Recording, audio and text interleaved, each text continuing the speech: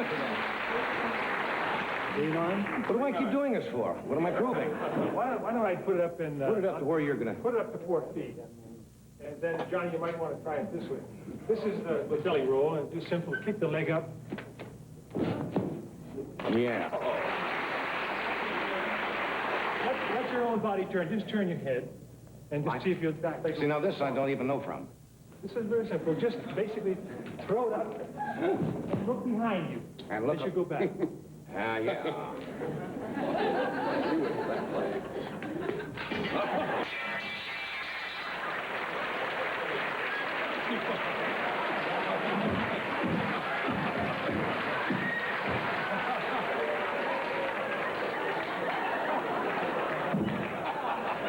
I seem to have come down on the bar.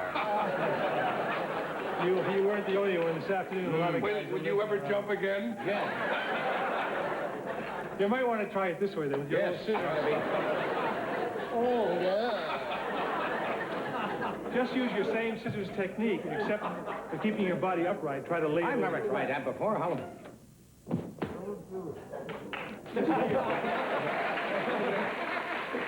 Excuse me. Use your same technique to kick your leg up, but then just Yeah. lay your back out. I got it.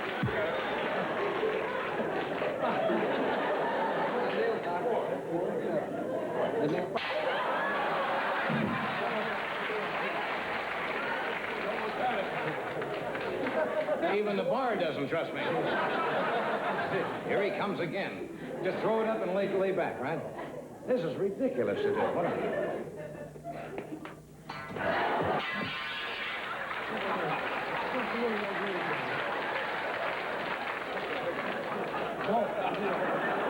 No, not that way. Want to go to 3-9? What do you mean, oh, I want to go to 3-9? You had it made, John. Try I your had regular it. scissors. Try your regular scissors on. Get this close. Where are we? 4 feet. 4 feet. Get that close. And try your old technique. More lousy, you know, the kids all over the country got to be laughing to death. 9-year-old kid is going to jump that. Go get a 9-year-old kid, will you? Oh, you guys laugh. What?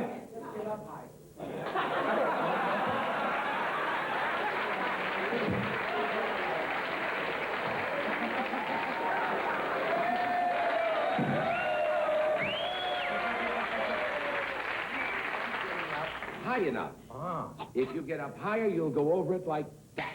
That's it. Man needs a smart producer. What a poke. You need a longer pole. Maybe I should dive over it. Yeah. Do that from the front.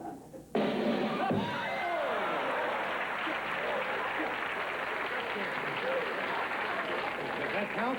That counts. You ought to think back tired. What am I? John, if you feel tired now, think about Albert Broad, 79, who did decathlon last year.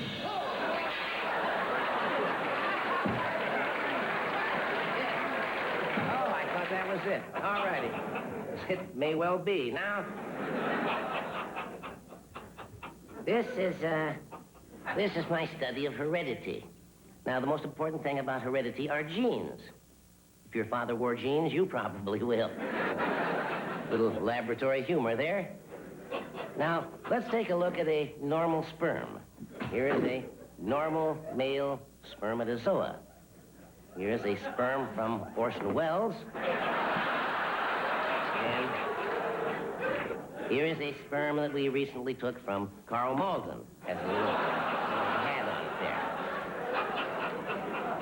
Now, in heredity, one breakthrough that science has come up with is if your parents didn't have children, chances are you won't. Now, let's go to our letter file here. We have a few letters sent in by young viewers, so let's reach into the fishbowl and see what we come up with first. The first fish reads, "What happened to all the water?"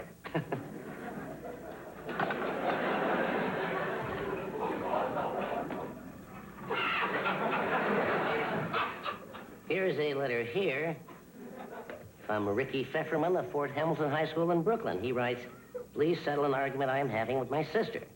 I know a place where they turn oil into gas is called a refinery. What you call a place that turns other raw materials into gas. Well, that, Ricky, is called a taco stand.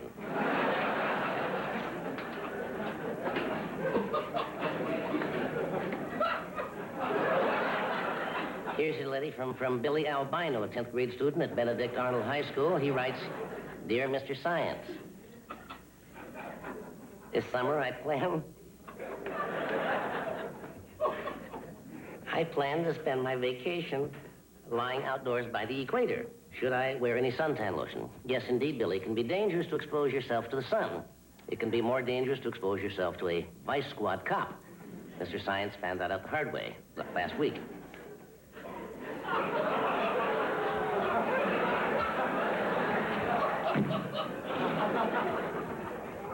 This really sucks.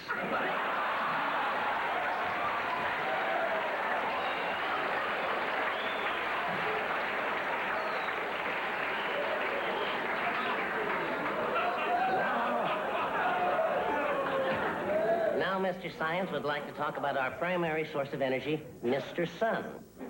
You see, several years ago, God set the sun on fire so we could be warm.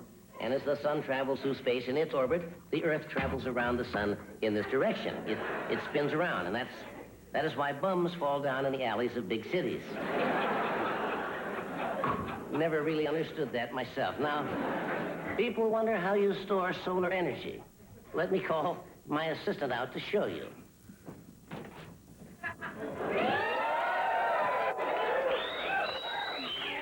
Now, here you see she has absorbed the sun rays into her body, where she is storing the heat.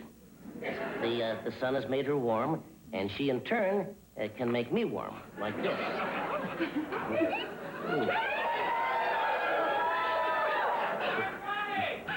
Now, Mr. Science is warm. Now, if Mr. Science did that overnight, he'd be warm for a month. I want to thank you, Doctor. Would you go store some more energy in my room?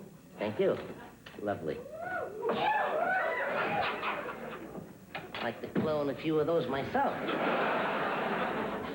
Beats a Bunsen burner under the sheets at night. Now I'd like to show you, this won't take too long, another experiment Mr. Science has done on the effects of marijuana. Now here is a normal guinea pig. As you can see, a perfectly normal guinea pig. And here's a guinea pig that has been smoking marijuana for over 1 year.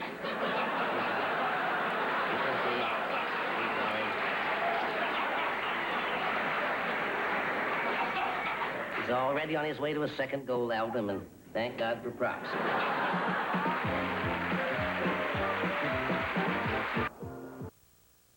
In Harper's Magazine, and Reader's Digest has reprinted it. It's called How Long Will You Live? And it has a question there, and they say the figures are unscientific. They're merely some indicators of some characteristics and practices that may contribute to a long life. And it's a little checklist, so don't...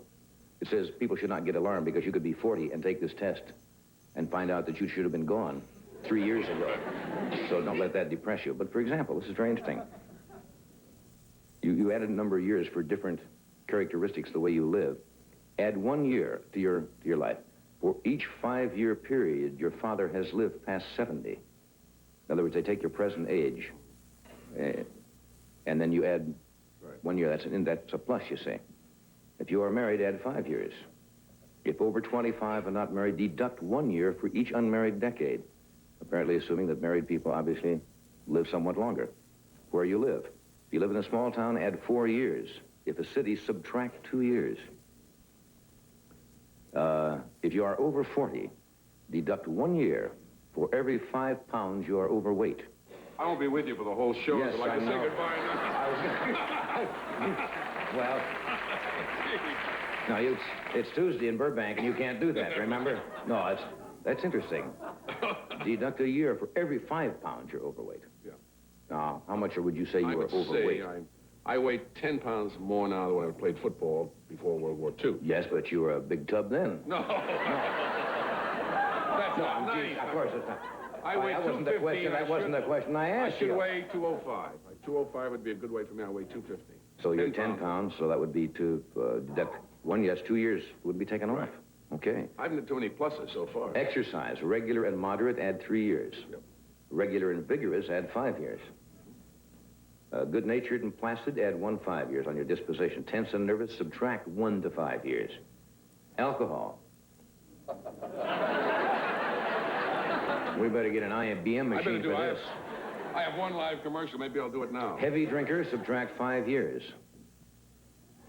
How about Very, social drink? very heavy drinker, subtract 10. Now, where would you fall into that? Kind of what they call in the insurance policies as a social drinker. I drink Social whenever there's drinker? a party. And my whole life. There's a big... I've seen you drink. Hey, it's dawn. There goes a Volkswagen. Drinks to that. And then it gives a family environment. And then you total up those years, and it gives you just... And they say it's not scientific, because it says anybody past middle age may find that the prediction for him is death several years ago. But those are simple, certain characteristics. What they're saying is, in fact, that married people live longer. If your family has a long genetic history, that's good. And if you're in good shape and you exercise regularly and you don't smoke and drink too much, you got a better chance of living. And those are some of the things. Yeah. Well, it's amazing how the Reader's Digest can take a thing like that appeared in, you said Harper's, and then condense it down, and yet in one page, absolutely cover all you could possibly say about that particular subject. I mean, that is taking Tracy as far as Tracy No, can be they taken. didn't. You see, that's the problem with that. What? It is sketchy. They missed... And it does not give you an accurate. And what did we do? Well, we have some suggestions of our own to the questionnaire that you can total up and add or subtract. It'll give you a much more scientific, More accurate. reading of how long you're going to live. For example, if there's a sheet over your face, subtract 14 years. This is one of them. Subtract 3. If your most strenuous daily exercise is a coughing spasm, you subtract it. Subtract 20 years for every year you forgot to go to the bathroom.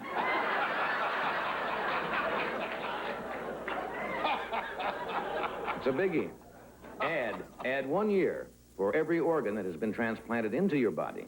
Deduct 10 years for every organ that's been transplanted from your body. Those are some important differences. Deduct 5 years if you are so thin you can't trigger the automatic door at the Safeway market. See, now these mean something. I don't know why. Subtract 5 if you smoke in your sleep. Deduct 14 years if your weight is such that you can't get to McDonald's because you can't fit through the Golden Arches. Subtract 4 if your chest size is the same as your hat size. Bad. Add 3 years.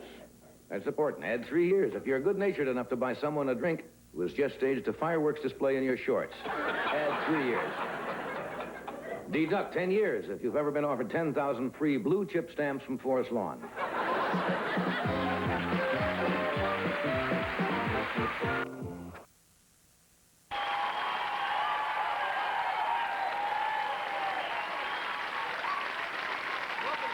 NFL Video Countdown. And the laugh has our